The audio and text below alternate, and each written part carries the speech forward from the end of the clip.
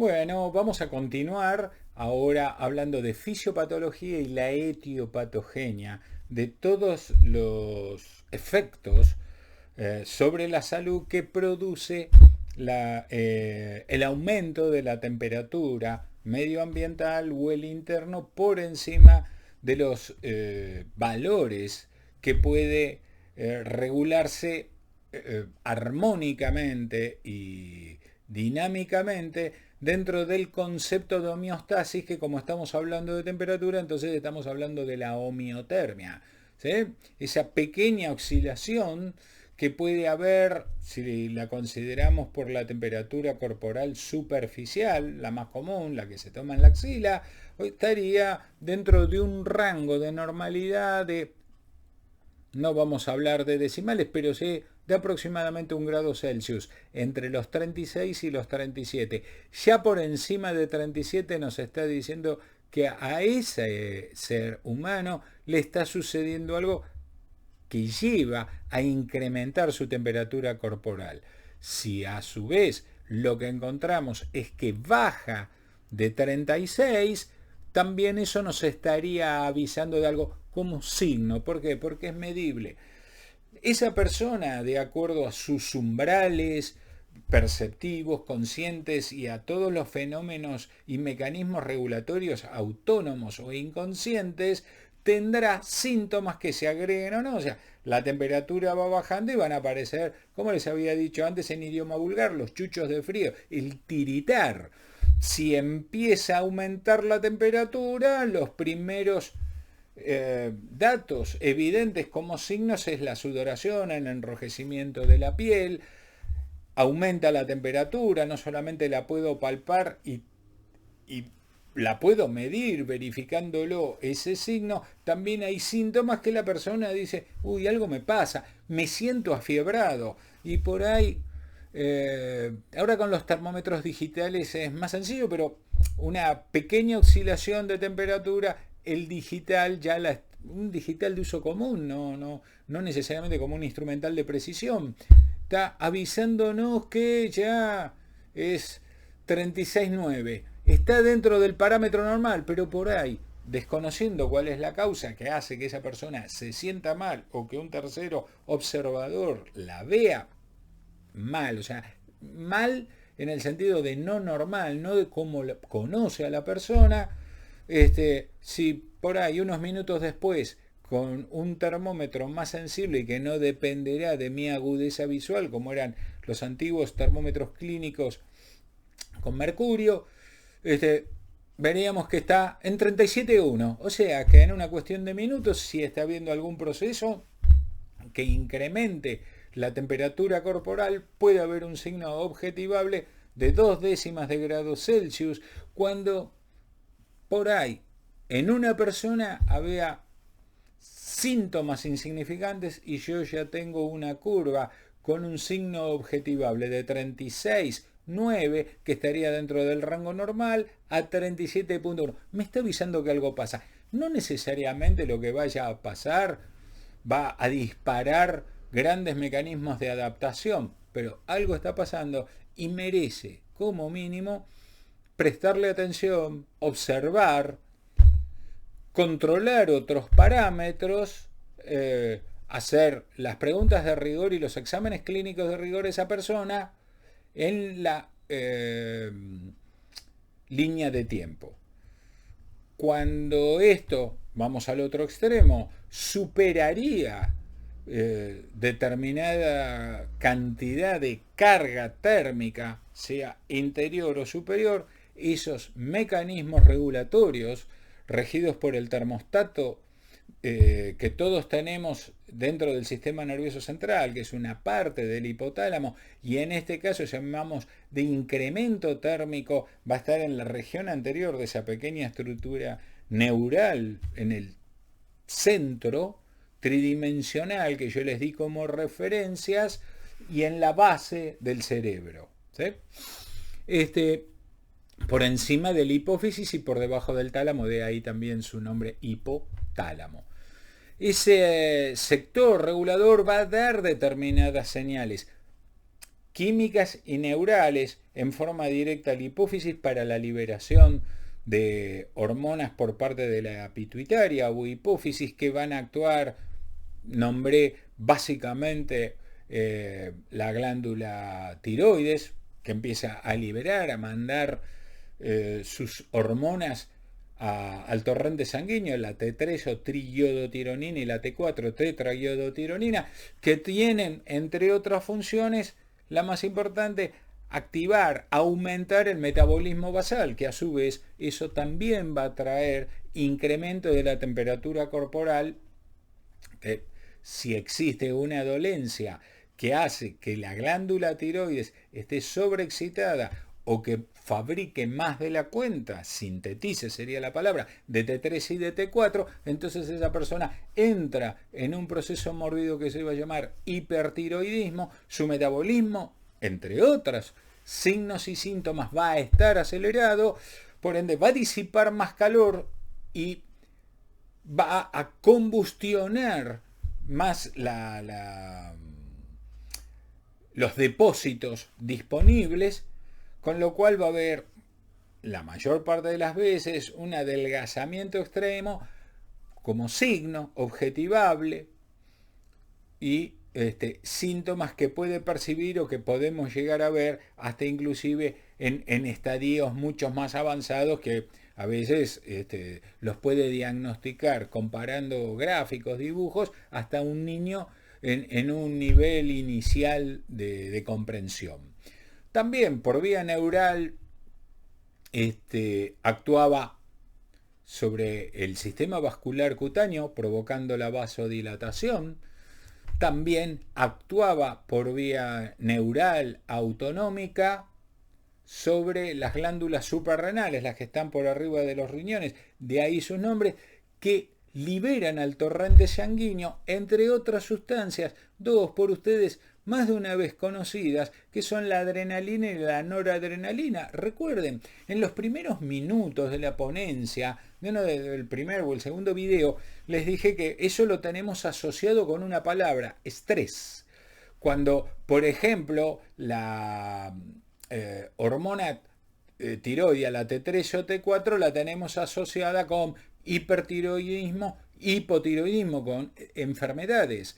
Ahora bien, están respondiendo al mecanismo termorregulador porque por un lado activo el metabolismo, que es cierto, me va a aumentar la carga térmica interna ante una agresión interna o externa, pero ¿por qué? Porque está acelerando el metabolismo. O sea, esa aceleración metabólica tiene que ver como respuesta y paso intermedio con otras cuestiones que están pasando. Por ejemplo, la adrenalina y la noradrenalina están contribuyendo a la vasodilatación periférica, pero al mismo tiempo una vasoconstricción ya más central aumenta la frecuencia cardíaca. ¿Se acuerdan? Si yo empezaba con una sección a la salida del corazón de más o menos entre 4 y 4,5 centímetros cuadrados y después si sumara todas las secciones capilares de todo el organismo, estaría alrededor de los 4.500 centímetros cuadrados,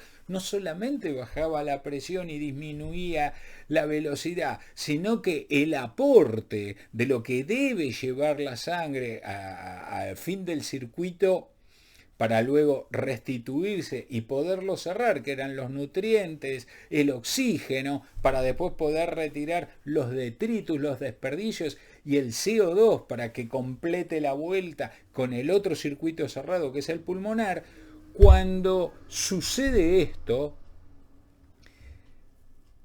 esa aceleración de la frecuencia cardíaca lo que intenta es compensar, asegurar que esté el volumen de sangre adecuado con la concentración adecuada, por ejemplo, de gases disueltos, como es el oxígeno, que haya una presión hidrostática a nivel capilar de alrededor de 25 a 30 milímetros de mercurio para que se puedan producir intercambios transmembrana.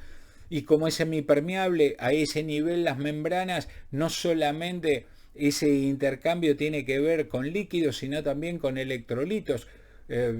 sustancias más sólidas, aunque estemos hablando a nivel atómico o por lo menos molecular, que entran y que salen, ¿sí?, como parte de todas las corrientes metabólicas y como parte también de intercambios necesarios regulatorios a nivel periférico, como también interior. Ahora estamos hablando a nivel periférico para favorecer la transmisión nerviosa, para favorecer la dilatación y después la contracción de esos vasos, etc. Bien, entonces dije, cuando había aumentado la sección, por eso aumentó el volumen de distribución y la tensión arterial cayó. Eso puede hacer que no esté llegando suficiente suministro a los tejidos de los órganos. Aumento la frecuencia tratando de compensarlo. Al aumentar la frecuencia, también estoy intentando aumentar esa presión que había caído.